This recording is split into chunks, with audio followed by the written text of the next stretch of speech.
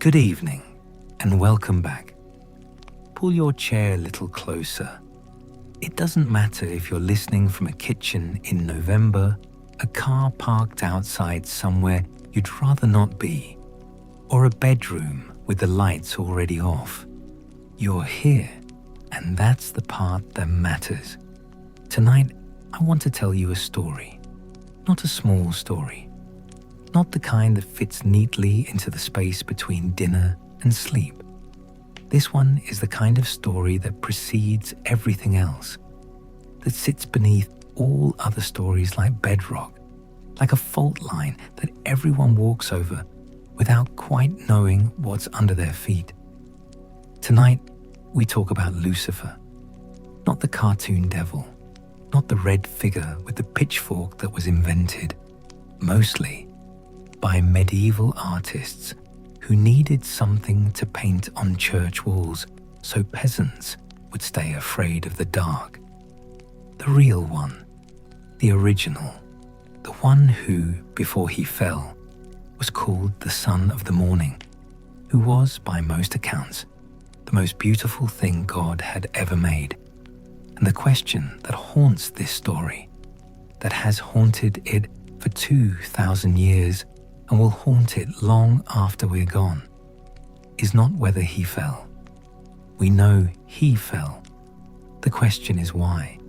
And the deeper question beneath that, what does it mean that the most perfect creature in all of creation looked at perfection and decided it wasn't enough? Let's begin at the beginning, which is always, in these stories, a very strange place to begin. Before there was anything, there was everything. This sounds like a riddle, and I don't mean it as one. Theologians call it the Pleroma, the fullness, a state of absolute completeness that exists before distinction, before separation, before there is a word like before. The divine isn't yet a consciousness sitting on a throne in space. The divine is the space. The divine is the nothing that contains the seed of all somethings. And out of that fullness, for reasons that remain and will always remain mysterious, something happened. The old Gnostic texts say it was an overflow. The Kabbalists call it Tzimtzum, a contraction, a withdrawal, God pulling inward to create the space where something else could exist. Orthodox theology sidesteps the question entirely and says it was will, a pure act of desire, love choosing to make something to love. None of these explanations is satisfying. All of them are gesturing at the same impossible event. What we know, or what the texts tell us, which is the closest we can come to knowing, is that in the first moment of creation, before the earth, before the waters, before the light was spoken into being, God made the angels. This is not in Genesis. Not exactly. Genesis begins mid-story, the way a great novel sometimes does, dropping you into a scene already in motion. The Angelology, the full account of what came before the 7 days, lives in the Apocrypha, in the Dead Sea Scrolls, in the Book of Enoch, in the fragments of traditions that didn't make it into the final cut. And those texts are messy and contradictory and extraordinary. They describe a creation of pure intelligences, beings of light who are not human and not God, but something in between. Servants, yes, but also participants, witnesses, the first audience at the first performance. Some say there were 7 orders of angels. Others say 9.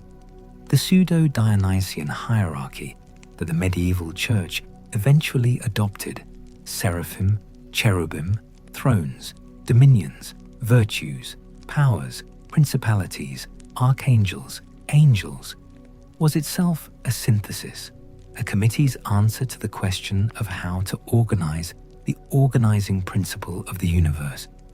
The angels nearest to God, the seraphim, burned. Literally. The word means the burning ones. Isaiah saw them surrounding the divine throne, and they had 6 wings, 2 to cover the face, 2 to cover the feet, 2 to fly.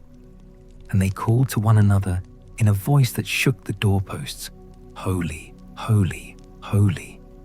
The repetition of the word 3 times in Hebrew is the grammatical form of the superlative. It means more holy than holiness itself. It means the human concept of holiness is not enough, and they're using the word anyway because there isn't another one. Into this hierarchy, before all things, was placed the one who would come to be called Lucifer. His original name is debated. The name Lucifer comes from the Latin, from Jerome's Vulgate translation of Isaiah 14:12, where the Hebrew phrase Hillel ben Shakar, shining one, son of the dawn, became Lucifer, which means light bearer or light bringer in Latin, the same word the Romans used for the morning star, for Venus appearing just before sunrise, that single blazing point of light that comes before the sun and is brighter than anything else in the sky. He was not named for darkness. He was named for the brightest possible light. This is the first terrible irony of this story, and it runs so deep that it's almost structural, almost built into the grammar of what he is. In Ezekiel, which gives us the most detailed pre-fall portrait, he is described in terms that stagger. You were the seal of perfection, full of wisdom and perfect in beauty. You were in Eden, the garden of God. Every precious stone adorned you: carnelian, chrysolite and emerald, topaz, onyx and jasper, lapis lazuli, turquoise and beryl. Your settings and mountings were made of gold. On the day you were created, they were prepared. You were anointed as a guardian cherub, for so I ordained you. The word translated as guardian cherub, the Hebrew is Cherub, describes a being of extraordinary power, the kind that flanks the Ark of the Covenant, the kind whose image was woven into the curtain of the temple. Not a small winged infant, something vast and terrible and beautiful. He was, by every account, the highest, the closest, the most trusted. This matters more than it might seem, because the story only works. The fall only means anything if what was lost was the greatest possible thing. A middling angel losing faith is a personnel problem. The highest angel rejecting the source of all light is a cosmological event. It reshapes the architecture of everything. He walked among the fiery stones. He was blameless from the day he was created. And here the text inserts one of those small, devastating words, until wickedness was found in him. The text doesn't say who found it. It doesn't say how long it took. It just gives you the word until and lets the weight of what it implies settle over everything that came before. What was that wickedness? Here the traditions diverge like rivers branching in a delta, and you have to decide which channel to follow. The oldest and most prevalent tradition, the one embedded in Isaiah's taunt against the king of Babylon, but understood from very early on to carry a double meaning, is pride. He looked at his own beauty and lost the thread that connected him to the source of that beauty. He saw the perfection in himself and forgot the one who made him perfect. The language in Isaiah is remarkable in its specificity. You said in your heart, I will ascend to the heavens. I will raise my throne above the stars of God. I will sit enthroned on the Mount of Assembly, on the utmost heights of Mount Zaphon. I will ascend above the tops of the clouds. I will make myself like the Most High. 5 I will statements. 5 acts of will directed inward and upward simultaneously. A reaching that is also a hoarding. An ambition that is also, in some strange way, a kind of collapse. He wanted to be what he already, in some sense, reflected. He wanted the light rather than the being lit. The second tradition is older in some respects and stranger. It comes primarily from the Book of Enoch and related texts, and it concerns a different category of rebellion entirely. The fall was not about pride, but about love, about desire, about a class of angels who looked at human women and were undone. And it came to pass, when the children of men had multiplied, that in those days were born unto them beautiful and comely daughters.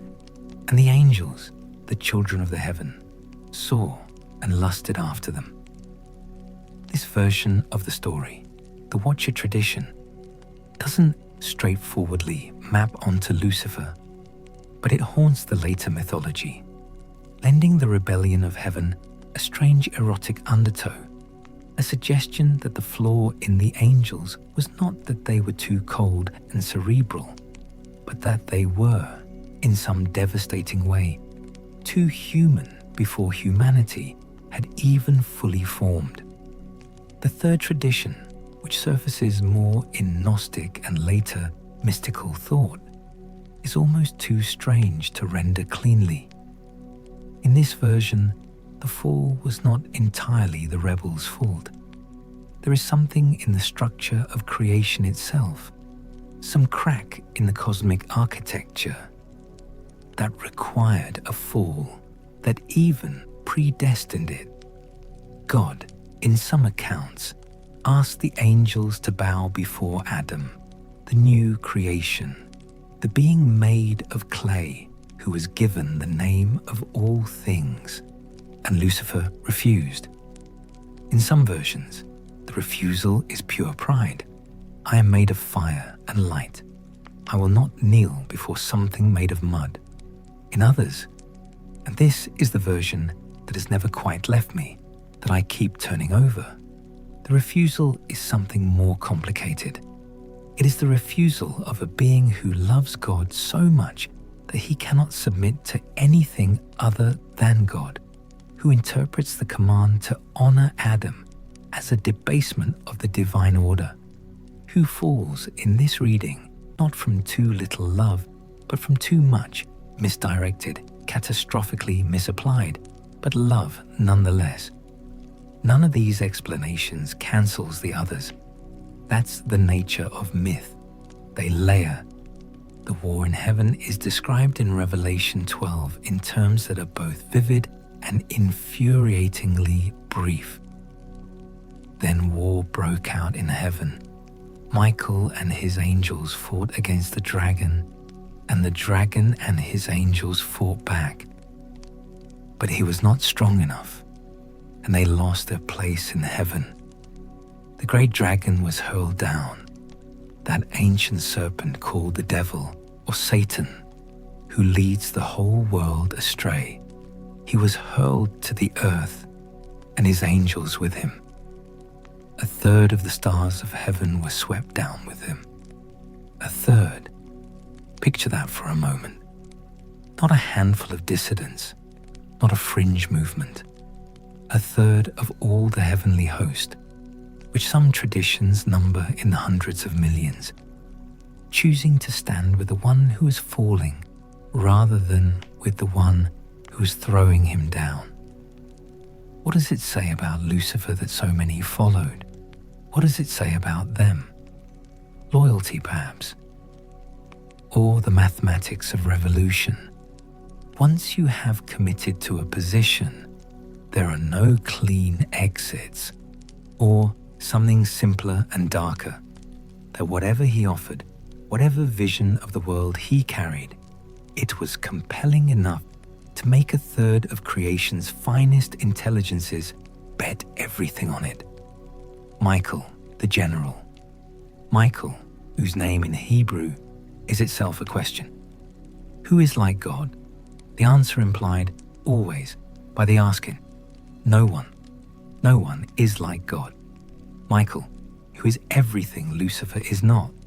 Utterly devoted, utterly self-effacing, his entire identity bound up in service in the pure function of defense. He is the anti-Lucifer in some essential structural sense, beautiful where the other was beautiful, powerful where the other was powerful, but oriented entirely outward, the light going through him rather than accumulating in him.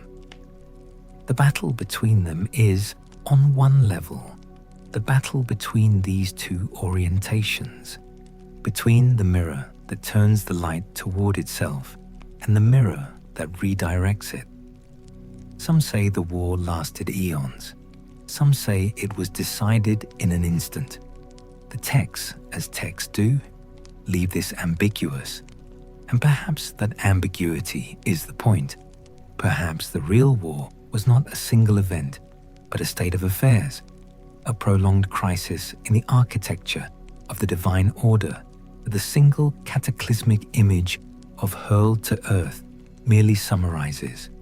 He fell, they fell, down and down and down through the layers of heaven, through the crystalline spheres the ancient astronomers imagined, through the moon and past the moon, through the upper air toward the earth, toward the mud and the clay and the animal smell of the created world, toward the thing they had scorned or coveted or both. And when they landed, and this is where the traditions get genuinely wild, they did not become nothing. They became something else, something with power still, with intelligence still, with beauty still, though changed, though bent. Milton's Satan, falling, thinks, the mind is its own place, and in itself can make a heaven of hell, a hell of heaven. This is either the most magnificent thing ever said by a fictional fallen angel, or the most delusional, possibly both. The question of what Lucifer becomes after the fall is one that the traditions handle very differently. In the oldest Hebrew texts, Satan, the accuser, the adversary, is not a proper name but a function. The Hey Satan in Job is not quite the same being as the Satan of the New Testament. He walks the earth, he goes back and forth on it, he reports to the divine court, he presents himself before God with the other sons of God.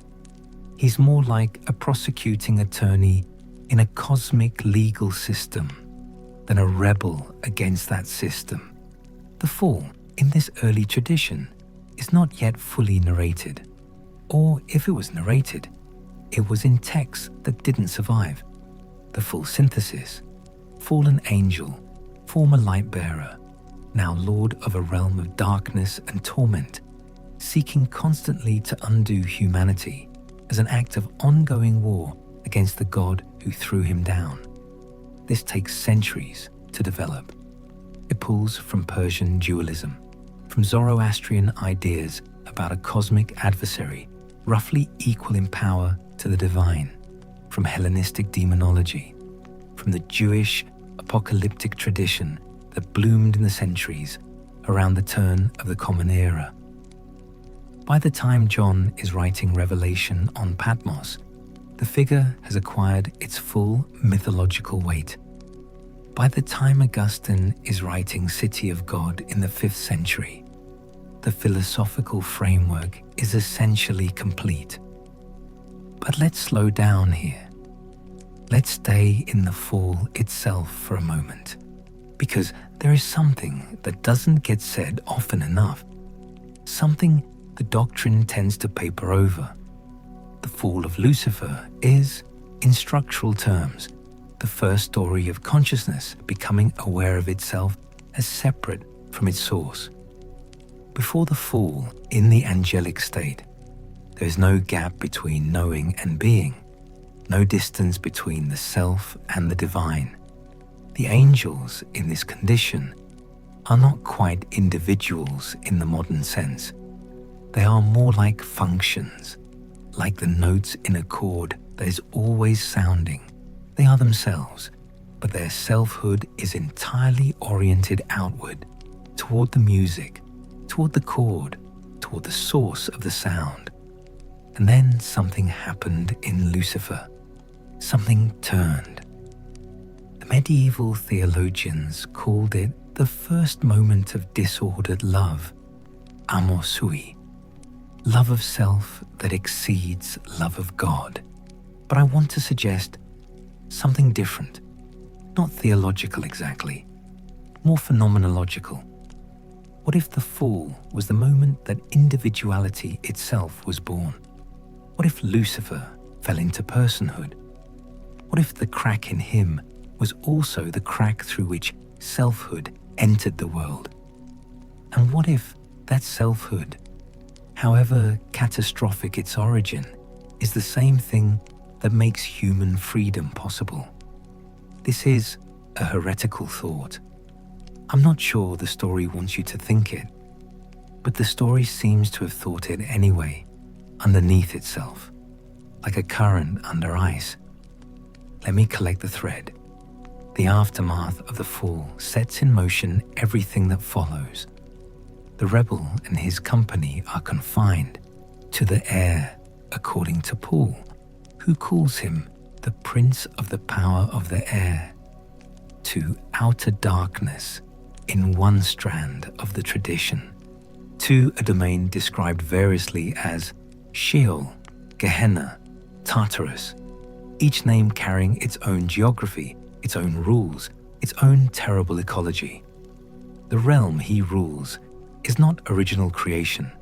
It is the absence of creation's fullness, which makes it something like an abyss. It is real because deprivation is real. It is powerful because it organizes itself around a real intelligence. And that intelligence, and here is what makes the mythology so durable, does not stop thinking, does not stop planning, does not become mindless. The horror of the figure is precisely that he remains who he was, brilliant, beautiful in the structural sense, capable of speech and argument and seduction. The serpent in Eden does not offer Eve ignorance, he offers her knowledge. The temptation is always epistemological, always about seeing more clearly. The cruelest irony in the garden scene, and there are so many ironies layered into Genesis 3, is that the serpent is telling the truth when he says the fruit will make them like gods, knowing good and evil. The text doesn't deny it. What the text shows is that knowing good and evil turns out to be far heavier than they imagined, that the knowledge comes attached to mortality, to shame, to the permanent memory of having been innocent and choosing not to be. The garden. This is where human history properly begins, and Lucifer is present at the beginning of it. Whether the serpent is Lucifer himself or a tool he wears like a coat depends on the tradition. The text of Genesis is carefully ambiguous. The serpent is described as crafty, a word that in Hebrew can mean shrewd or wise, and is connected etymologically to the word for naked that describes the humans in the verse before. The writer is playing. This craftiness is value neutral in the original. It's interpretation that makes it sinister. The identification of the serpent with the fallen angel comes later, fully crystallized in Revelation 12, that ancient serpent called the devil. But it was already being assumed in the Second Temple period, already present as a reading between the lines. What he offers Adam and Eve, what the story insists he offers them, is independence. the ability to be the source of their own meaning. This is not an ugly thing. This is, in fact, the thing that every person who has ever grown up has eventually wanted. The thing every religion tries to sublimate and redirect and reframe. He is offering them what he took for himself, the gesture that ruined him, offered now as a gift, as an act of what? Solidarity? Spite?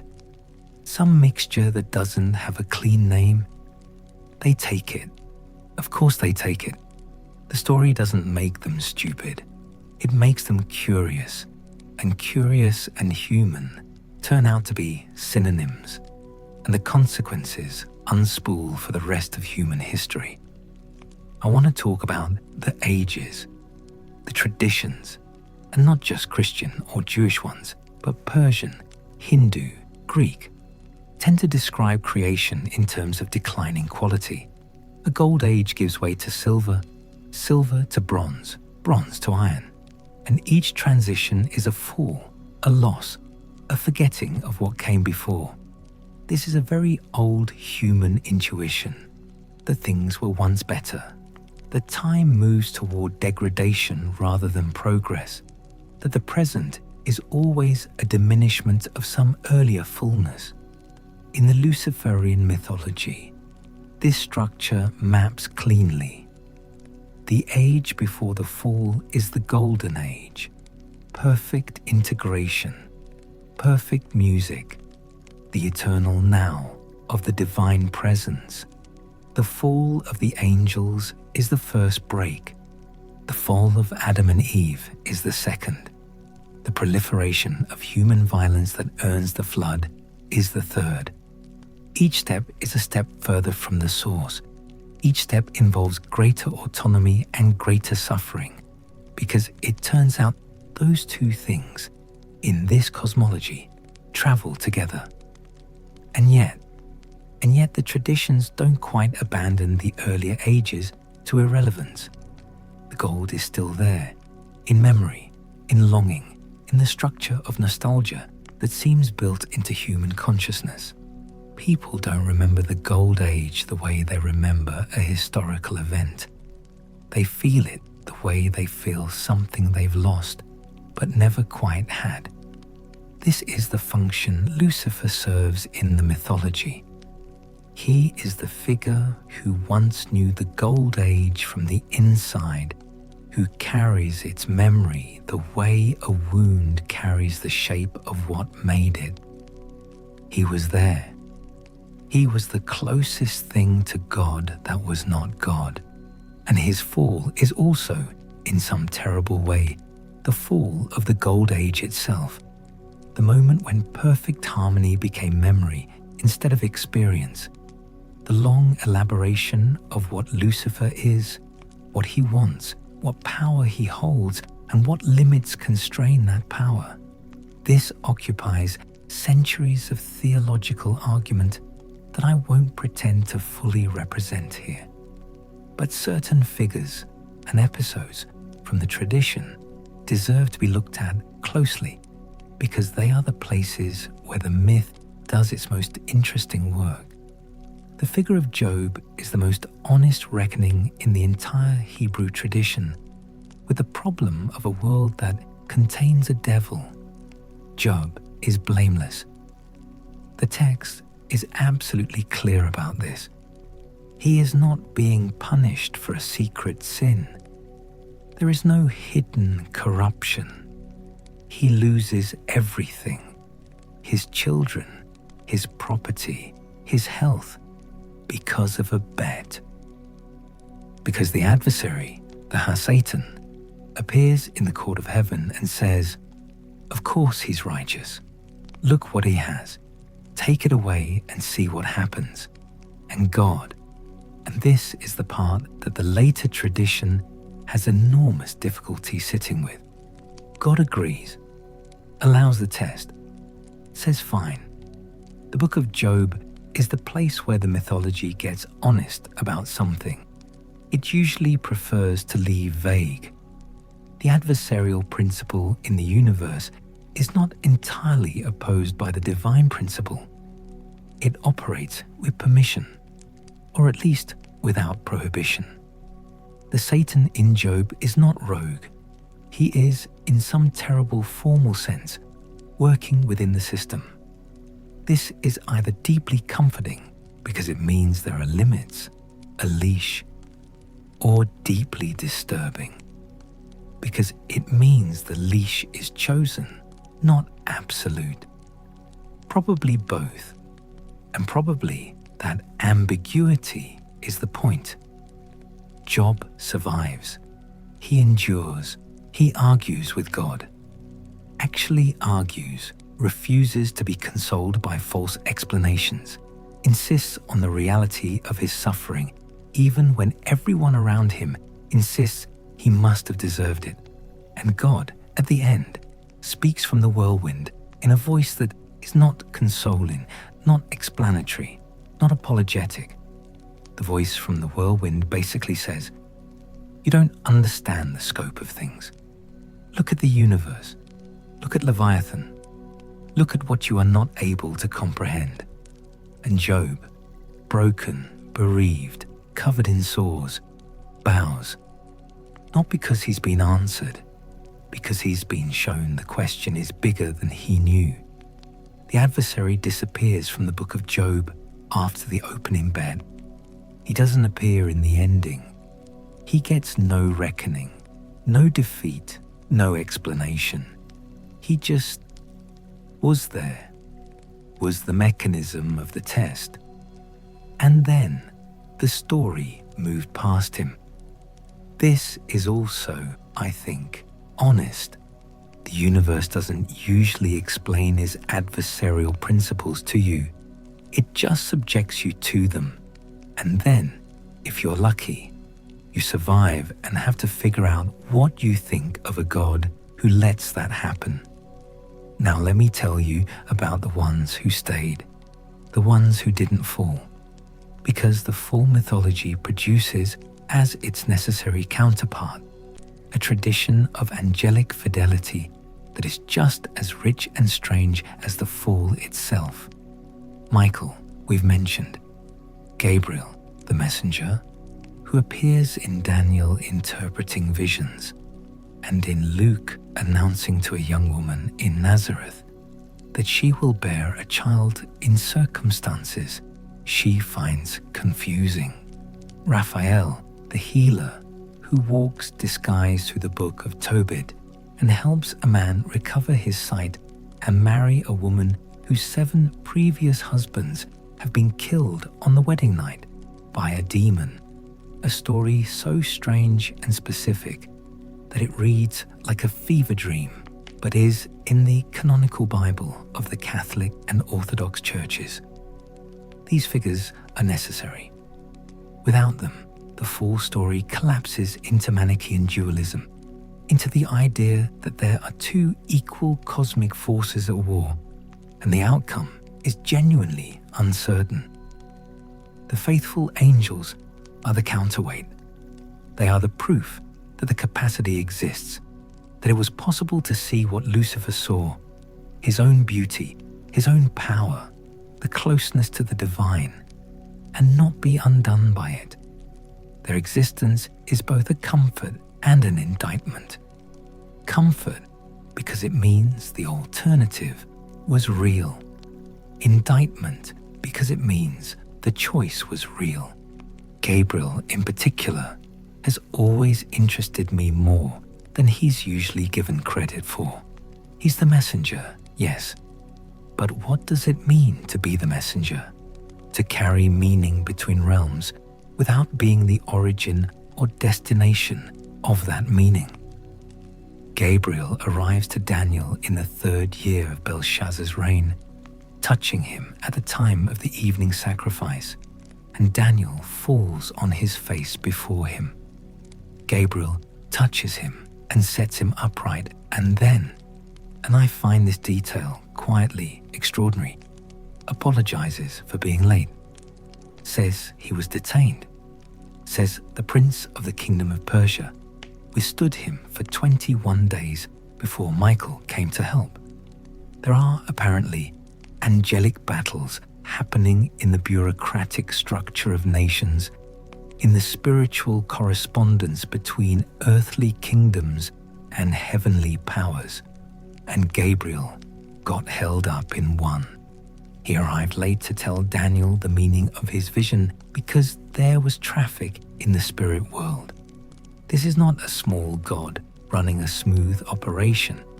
This is a cosmos that is genuinely contested, genuinely difficult, in which even the reliable messenger gets delayed. I need to pause here. The story is getting large in a way that makes it hard to hold all at once, and I want to make sure I'm bringing you along rather than losing you in the scaffolding. Let me name what I think is happening at the mythological level before we go further. The Lucifer story is, at its core, a story about the relationship between beauty and power, and what happens when a being of great beauty and power encounters its own reflection in a mirror rather than in a face. The mirror is the problem. In a face, the face of God, the face of another, you see something other than yourself, something that calls you outward, that demands response.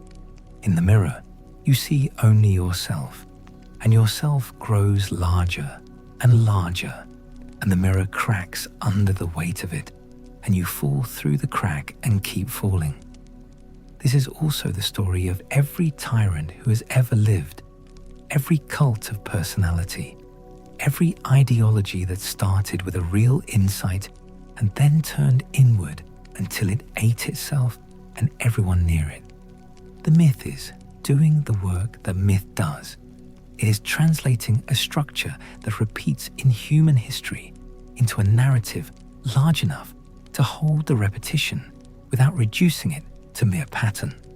Anyway, the literature that grows up around Lucifer across the medieval period is vast and strange, and sometimes sublime. Dante's Inferno, at the very bottom, at the center of the earth, at the lowest possible point in the hierarchy of sin, gives us Satan frozen to the waist in ice, weeping from all 6 of his eyes, with 3 faces chewing on the 3 great traitors, Judas, Brutus, Cassius. He is vast and immobile and utterly pathetic, and this patheticness is the point. He was the highest, now he is the lowest. He flaps his wings, 3 pairs, vast and bat-like, and the wind they generate is what freezes the lake of ice around him. He is, in other words, the cause of his own prison. The very activity by which he tries to escape compounds his captivity. This is not cruelty on Dante's part. This is theology. This is the structure of sin as Augustine understood it. Sin does not so much bring punishment as constitute it. You don't fall into hell. You build it around yourself. Paradise Lost is the other supreme literary engagement, and Milton is doing something far more complicated and far more honest than Dante. Milton's Satan is genuinely magnificent in the early books. Better to reign in hell than serve in heaven is a real line, not a misquote. And it lands differently depending on how you're feeling when you read it. There are days when it sounds like the most delusional thing ever said. There are days when it sounds like the only honest response to a universe that didn't ask your permission before creating you with desires that couldn't be satisfied by the role you were given. Milton knew this. Milton, who had been blind for years when he wrote the poem, who had watched the revolution he believed in collapse and its leadership degenerate into tyranny and then into the restoration, who was writing in defeat. Milton put something true into Satan's mouth and then had to spend 7 more books trying to manage what he'd done. The critics who say Satan is the real hero of Paradise Lost are not wrong about what they notice, even if they're wrong about what Milton intended. The magnificent passages are in the early books, and they're in Satan's mouth. And by the time we get to the later books, and Satan has become a hissing snake, something has been lost, and the poem knows it and can't quite recover. The fallen angel in the literary tradition becomes, over time, a very specific type, the rebel hero, the Prometheus figure, the one who stole fire, who brought knowledge, who challenged an authority that was not entirely benign, and who suffers for it without repenting, and whose non-repentance is either his damnation or his dignity, or both. Byron's Cain, Shelley's reading of Milton. The Romantic tradition seizes on Lucifer because the Romantic tradition is fundamentally about the self as the primary locus of value, and Lucifer is the first self who ever insisted on that. This is a very modern thought inside a very ancient story, and it's not comfortable. The myth wasn't designed to accommodate it. The myth was designed to warn against it, to make it clear that the assertion of self against the divine leads to ruin. And yet, the romantic figure keeps getting rehabilitated, keeps getting offered as a heroic type, because human history keeps producing tyrants who claim divine authority and human beings who resist them. And when you need a figure who stood up against an absolute sovereign and refused to bow, Lucifer is there, at the beginning of everything, and his story is available for use. The myth is not neutral. It cannot be made neutral. It cuts in both directions and has always cut in both directions. Let me tell you about 3 figures whose stories intersect with Lucifer's in ways the tradition preserves, and whose individual fates illuminate something the central figure's story alone cannot quite reach. The first is Lilith. She appears in the canonical text only in passing in Isaiah 34 as a night creature listed among the desolation of Edom. But in the rabbinic tradition, particularly in the alphabet of Ben Sira, a medieval text, she expands into something extraordinary. The first woman created not from Adam's rib, but from the same dust at the same time as his equal, and she refused. She spoke the ineffable name of God and flew away. The rabbis sent 3 angels, Senoi, Sansanoi, Semangalov, to bring her back, and she refused that too, accepting a bargain instead. She would kill a certain number of infant children each night, and the angels would leave her alone. She is, in the tradition that uses her, the figure of freedom purchased at the price of relationship, the one who could not accept subordination even when subordination would have meant safety, children, belonging.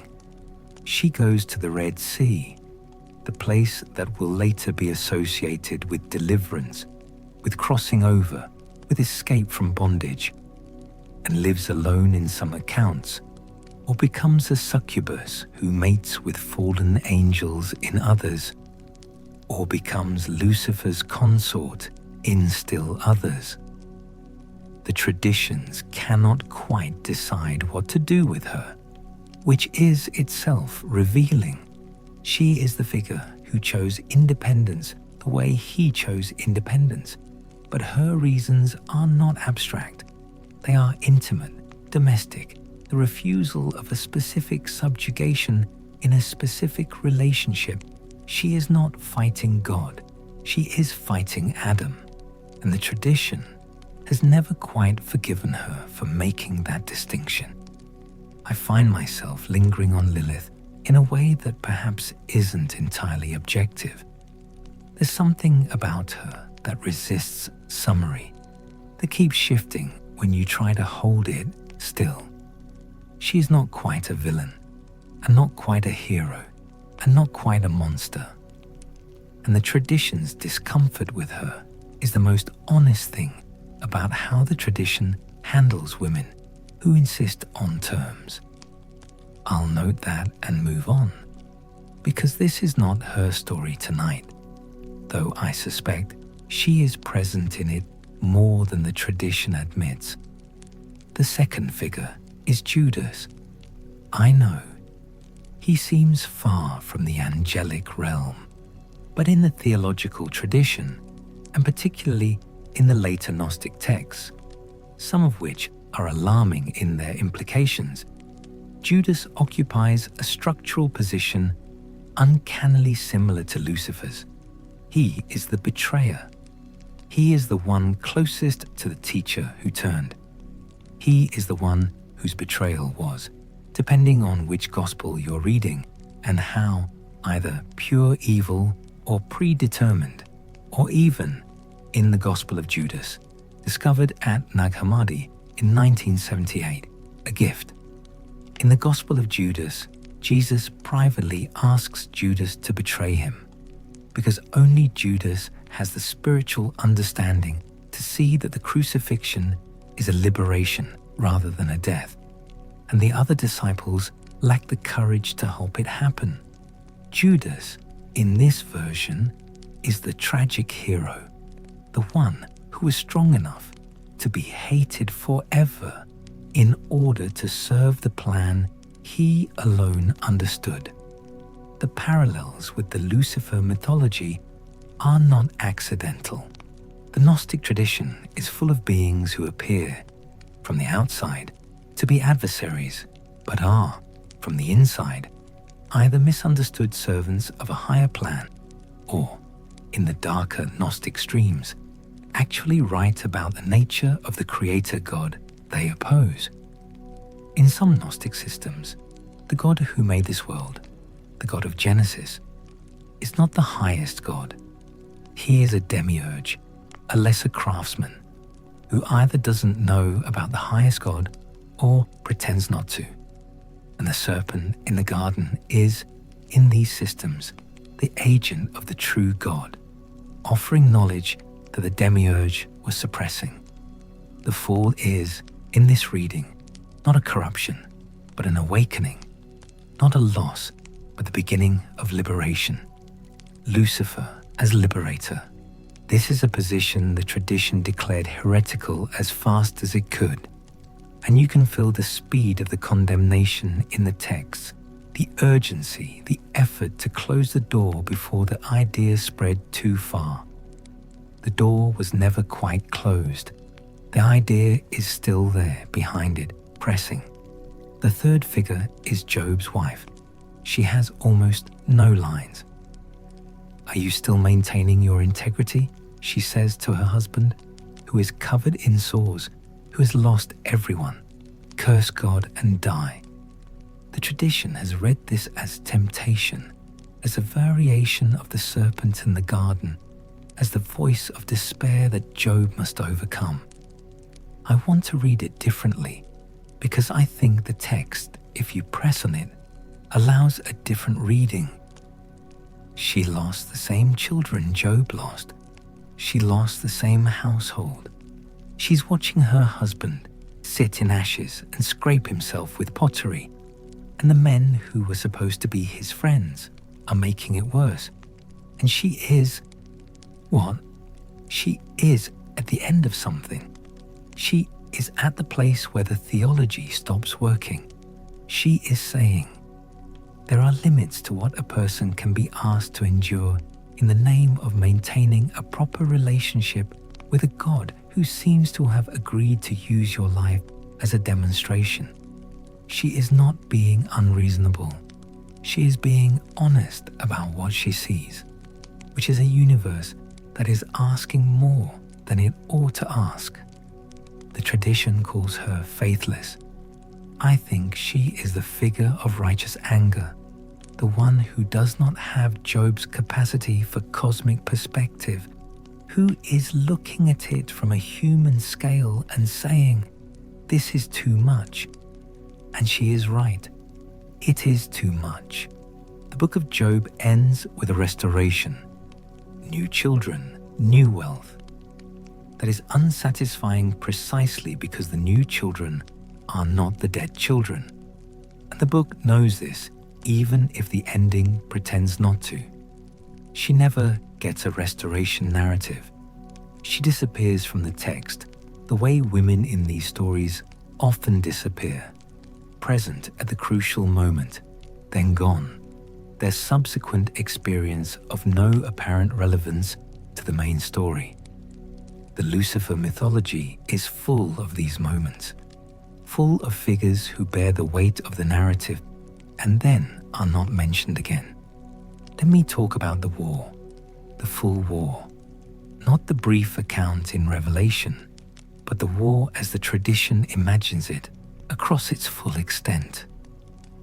The war in heaven, as the traditions develop it, is not a single battle. It is an ongoing campaign, a state of permanent contested reality that runs through the whole of human history.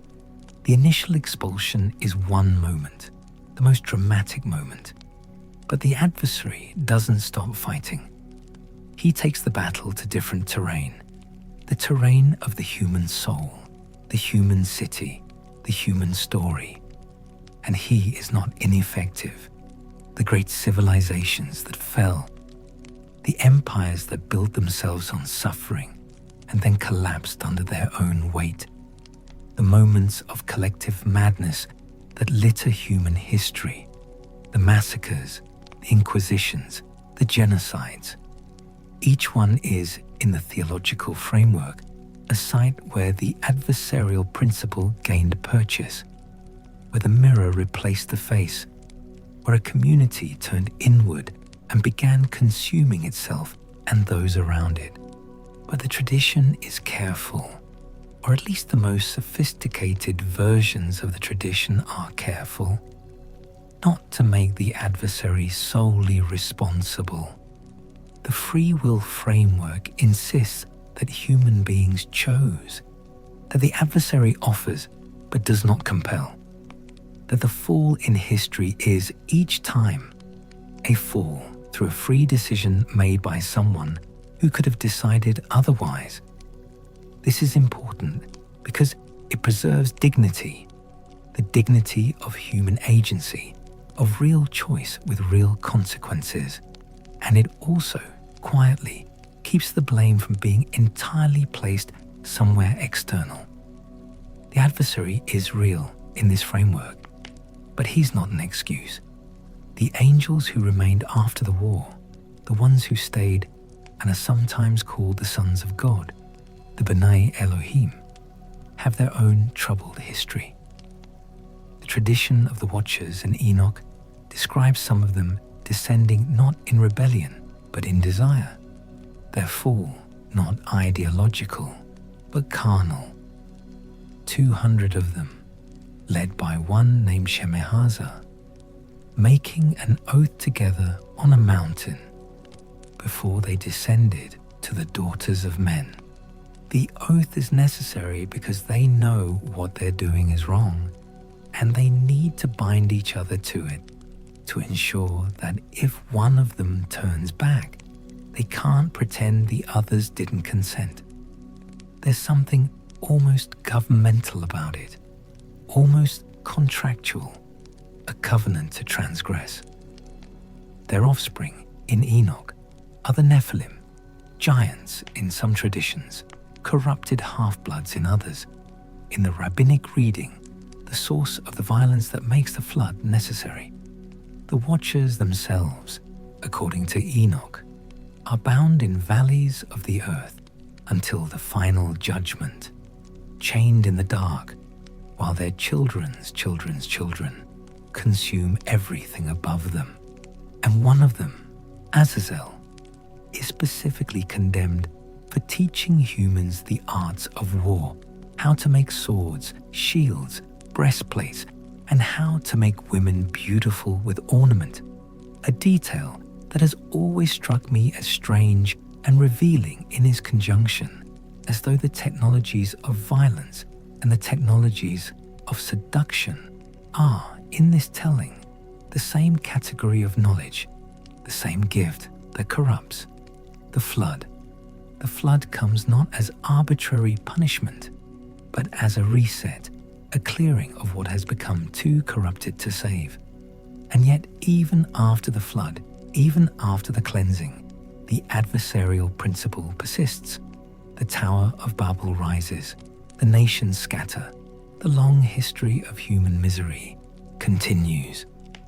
The flood was not a solution, it was a pause.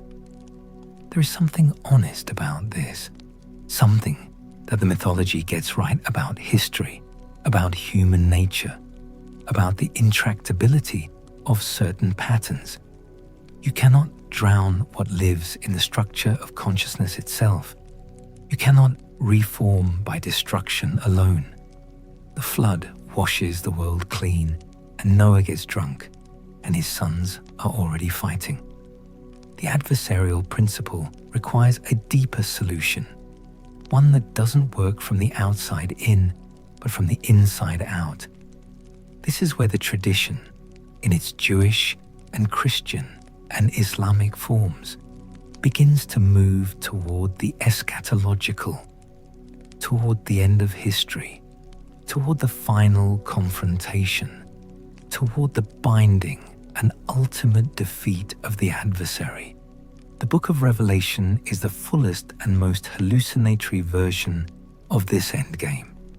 The beast with 7 heads, the false prophet, the whore of Babylon, drunk on the blood of the saints, the armies gathering at Armageddon, and then, after all the images that the book spends most of its length generating, a binding, a throwing into the abyss, 1,000 years, and then a loosing, a final rebellion, a final defeat, a final casting into the lake of fire, and then a new creation, a new heaven and a new earth. The sea is no more. Death is no more. God wipes every tear from every eye. The sea is no more. In ancient cosmology, the sea is chaos, the primordial ocean, the deep, the Tehom, the thing that was there before light was spoken into being. Its absence in the new creation means the raw material of disorder is gone, means the conditions that made the fall possible have been removed, means the story is finally, truly over. But we're not there yet. We're still here. We're still in the middle. Let me think about what it means to be in the middle of a story this large. The tradition, Jewish, Christian, Islamic, all agree that we are living in a contested time, a time between the first fall and the final resolution, a time when the adversarial principle is real and active and capable of real influence, but not final, not ultimate, not unopposed. This is the framework that the Abrahamic traditions use to make sense of suffering, of evil, of the apparent absence of God in places where God seems urgently needed. It doesn't make the suffering hurt less. It makes it meaningful in a way that at least provides language for enduring it. Anyway, the problem with the framework, and I say this not as a dismissal, but as an honest observation, is that it has been used as a container for enormous amounts of projected fear. The history of who gets called demonic in these traditions is not a pretty one. Pagan religions, demonic. Other monotheisms, aligned with the adversary variously. Indigenous spiritual practices, devil worship, definitively and catastrophically for centuries, with material consequences for millions of people who are practicing something their ancestors had always practiced and finding meaning in it. Women who stepped outside prescribed roles, allied with the devil. often enough that the accusation became a tool. People of different sexualities. You don't need me to complete this sentence. The myth carries this history too, the shadow of the shadow, so to speak. The ways that a story about the adversary has been used as a weapon by people who had decided, for reasons of their own, that certain other people were on the wrong side. I'm not going to pretend this history didn't happen and skip smoothly to the philosophical parts. I'm going to name it and let it sit here in the middle of this story, because any honest account of what the Lucifer myth has done in the world has to include what has been used to justify. The myth is not innocent. Myths never are. They are powerful precisely because they organize and amplify what people already fear and desire and project. The literary Lucifer of the Renaissance and Romantic periods is, in part, a response to this history, a figure who is rehabilitated partly because the institutional use of the devil accusation had become so obviously corrupt and self-serving that some counter-pressure was needed. Goethe's Mephistopheles in Faust is a creature of scorn and wit who respects the bargain he makes and whose function in the story is to force the protagonist into experiences that ultimately, somehow, serve his development.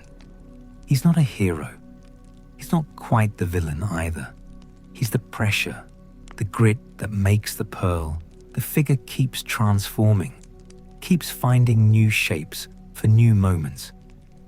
The 20th century gave us Screwtape, C.S., Lewis's bureaucratic demon writing professional letters to his nephew about how to corrupt a human soul through the most mundane of means, through distraction and petty vanity and the slight cooling of love over time.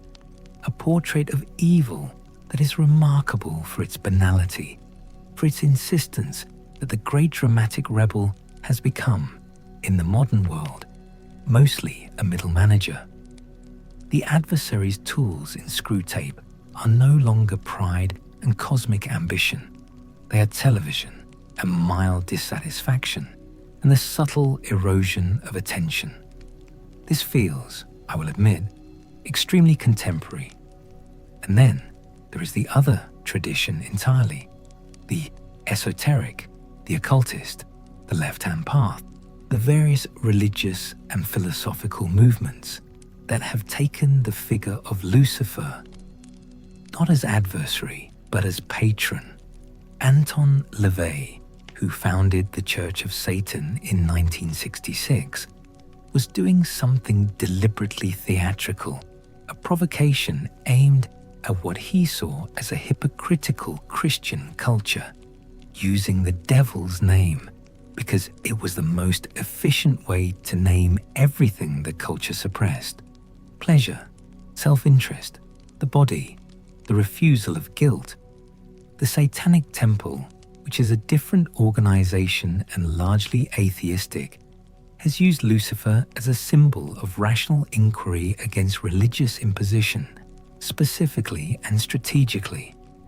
They place Baphomet statues near government buildings that have allowed Christian displays. They provide legal support for religious liberty cases. They file suit over laws they view as theocratic. They are using the myth as leverage against the institutional use of the myth. And there's something almost poetic about that, even if it's too clever by half. The older esoteric traditions, Luciferianism proper, which is distinct from Satanism, tend to treat the figure as the Prometheus of the spirit, the bringer of divine fire, the one who illuminated human consciousness against the will of a god who would have preferred his creations remain ignorant. This is the Gnostic reading, essentially, updated for the modern world, stripped of the elaborate cosmological apparatus, reduced to its philosophical core. The one who said, "I will not serve," and by saying it, made freedom possible. I find I can't simply dismiss this reading, even though I notice the ways it serves certain psychological needs, the need for a patron for one's own rebellion, the need to make defiance sacred. Every reading of the myth serves certain needs. The orthodox reading serves the need for a framework that makes obedience meaningful, that gives suffering a container, that provides a narrative in which fidelity is rewarded in the long run, even when the short run is terrible. These are real needs. They are not less real because they are needs. Here's something, like a comparison that doesn't quite land. Thinking of Lucifer as the universe's own immune system attacking the organism it was supposed to protect. Except the metaphor falls apart immediately, because immunity is defensive and this is aggressive, is originating rather than responding. You see what I mean? Some things can't quite be analogized into clarity. This is one of them. The moment you think you have the shape of it, it becomes something else. What I want to say about katabasis, about descent, before I close this section of the story. The descent into the underworld is one of the oldest mythological structures we have. Inanna descends through 7 gates, shedding an article of power at each one, arriving in the land of the dead, stripped of everything, dead herself, hung on a peg. Orpheus descends for Eurydice.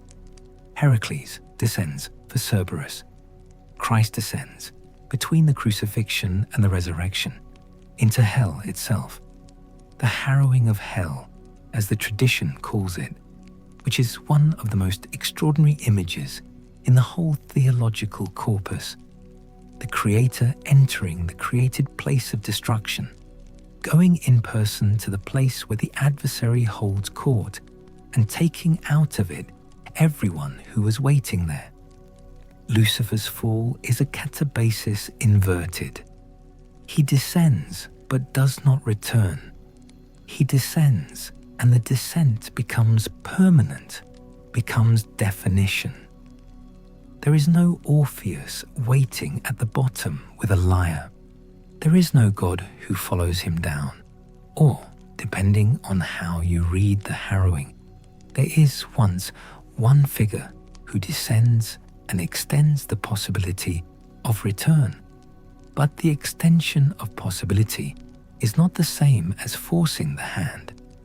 The freedom that made the fall possible is the same freedom that makes return possible, and refusal of return possible. Does he want to return? The tradition mostly says no, says the pride is permanent, that he would not bow now any more than he bowed then. But the tradition also contains, in odd corners, in apocryphal texts, in mystical speculations, a different note, the origin story.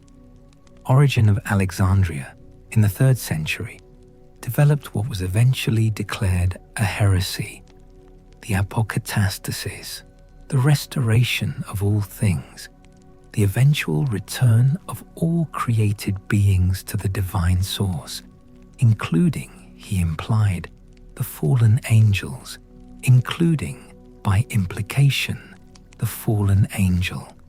The heresy was declared formally by the Council of Constantinople in 553, but it persists. It keeps persisting, the way heresies do when they touch something that the official doctrine can't quite fully satisfy. If the story ended with restoration, it would be a different kind of story.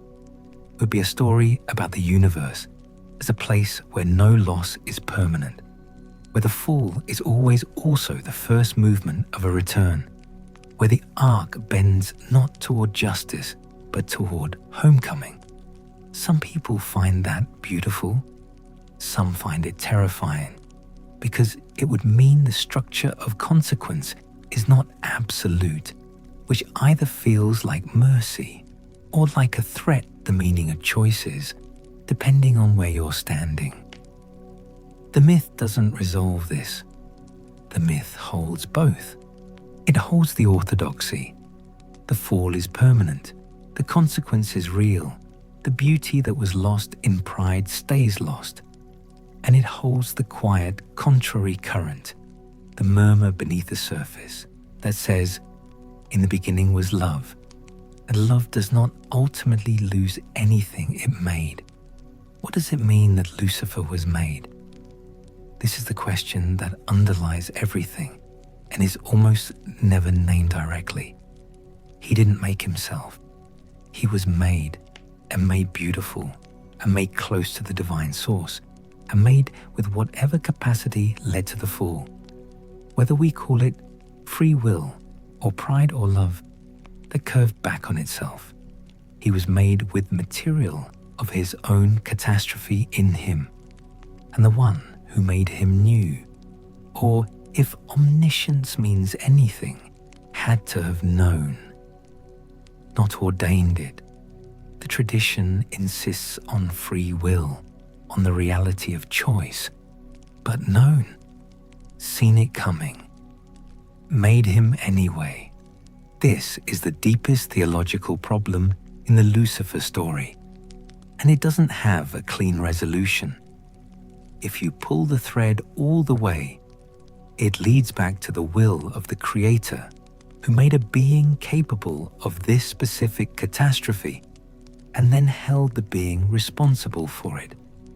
The defense the tradition offers is freedom. That real love requires the possibility of real rejection, that a created being incapable of disobedience would be a puppet rather than a person, that the risk of the fall is the price of genuine relationship. This is a real argument. It accounts for something true about the relationship between freedom and love. It doesn't make the fall of the morning star less tragic. He was there when the stars were made. He was singing with them, some say. That the morning stars sang together, that God mentions to Job from the whirlwind, is a description of what the sons of God, the heavenly beings, did at the creation. He was present at the first light. He was closer to the source of that light than anything that ever existed. He was given a beauty that was, by every account, unprecedented, and he fell, not into nothingness, into himself, into the reflection, into the gravity of his own existence pulling so strongly that nothing could escape it, not even the light he was supposed to reflect. The name Lucifer means light bearer. He was the vessel through which the first and greatest light of creation passed. When the vessel cracked, the light went somewhere else. But the vessel, the name, the memory of what he was, the shape of the absence, that remained, that remains.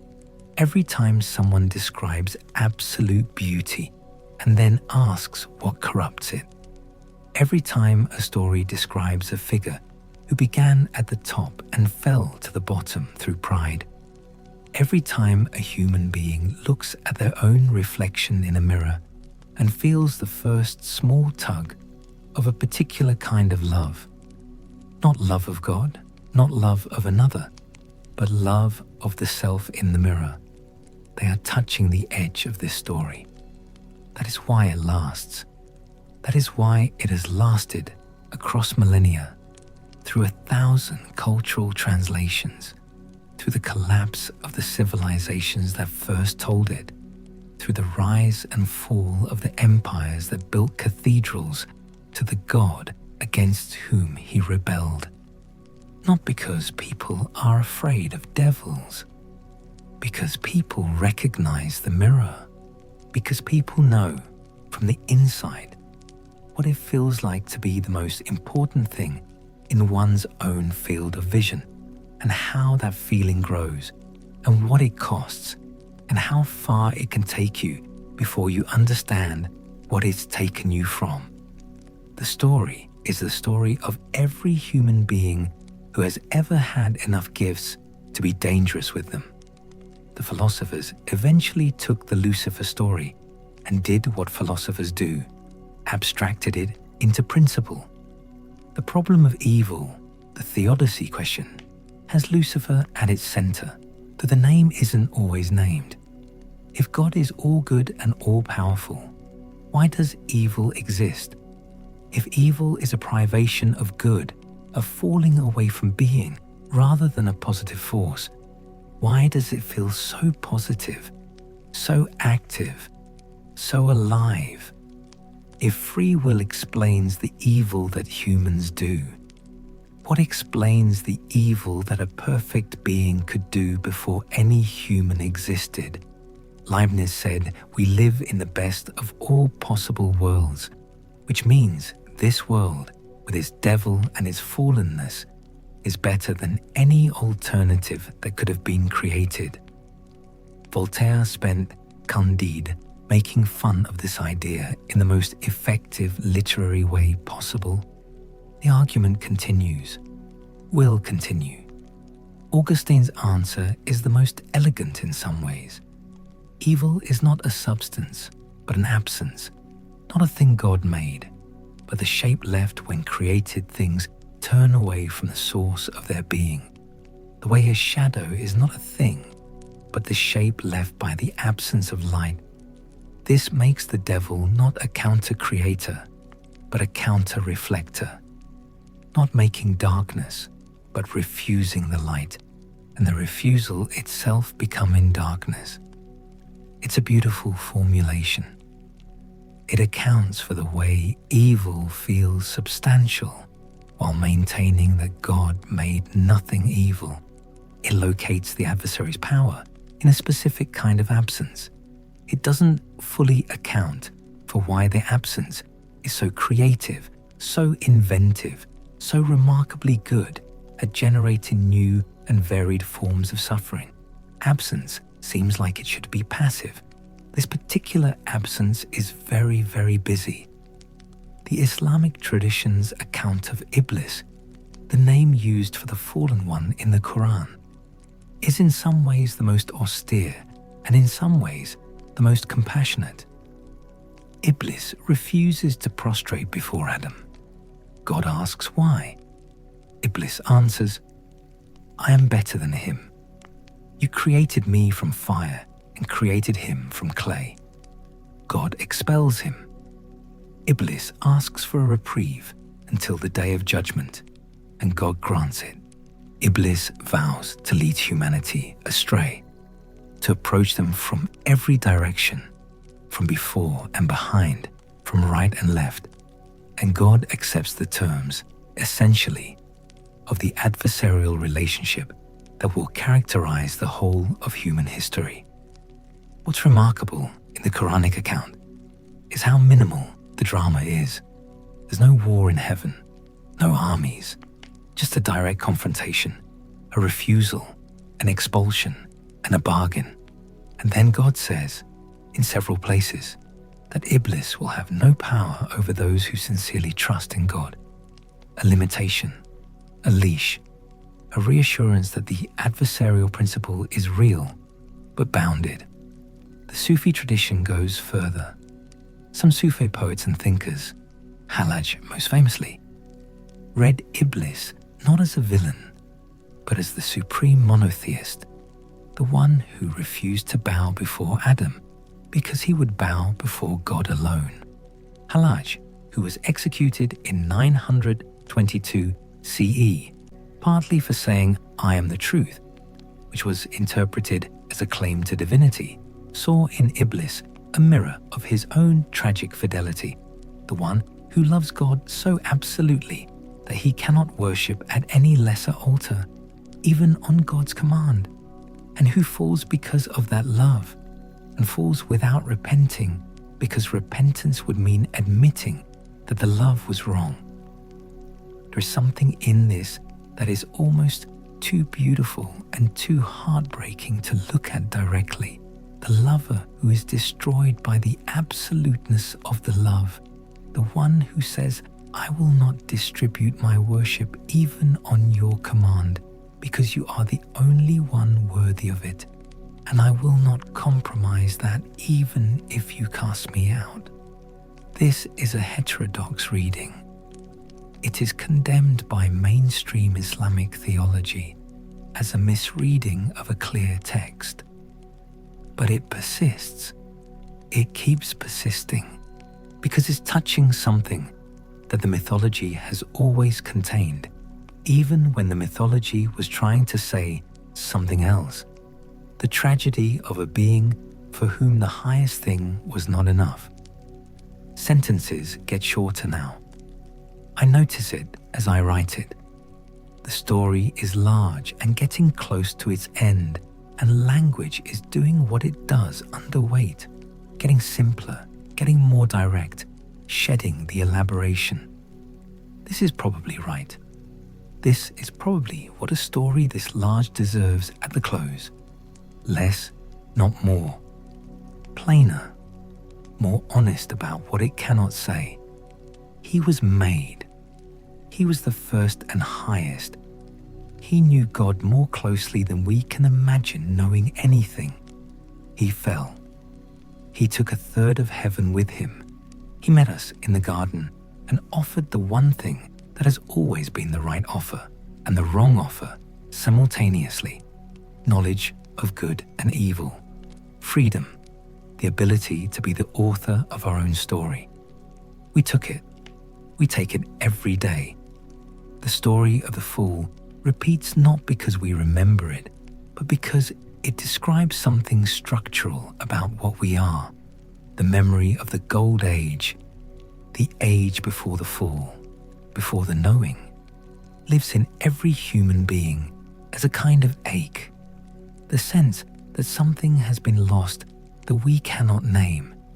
The feeling, most acute at certain moments, that we are living at a remove from something real and immediate that we ought to be living inside of. The traditions call this the fall. The poets call it nostalgia. The psychologists call it the infant experience of oceanic oneness that individuation requires us to leave behind. It doesn't much matter what you call it. The ache is there. It was there before you were born. It will be there after you're gone. He carries that ache in the most extreme form possible. He was closer to the source than anything else, and closer means the distance when it opened was larger.